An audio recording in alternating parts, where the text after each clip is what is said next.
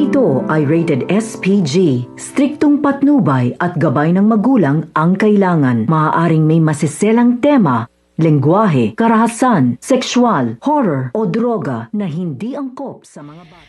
So guys, unti-unti na nga nagkakaaminan ang ating mga bida dahil ngayon ay okay na ang samahan nga nito ni Poch at Tim at mukhang sila ay nagkamabutihan na.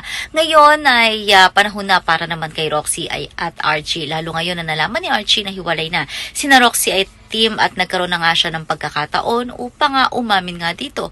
Subalit ito nga si Roxy ay hindi makapaniwala at siguro iniisip niya na siya ay pinagtitripan lamang nito. Subalit talagang seryoso nga itong si Archie sa kanya at talagang kukumbinsihin na siya ang maging kaparehas nga nito dito nga sa prom night.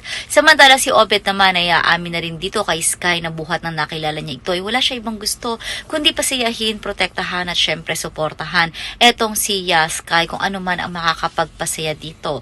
Maging si Gino ay mukhang malapit na nga ring umamin dito, subalit hindi naman ramdam ni Sky na siya ang mahal ni Gino dahil ramdam niya na kahit wala na ang kanyang ate Luna ay ito pa rin ang tinitibok ng puso nga nito ni Gino. Yan ang mga dapat nating abangan sa mas sumitinding mga revelasyon dito nga lang sa Senior High.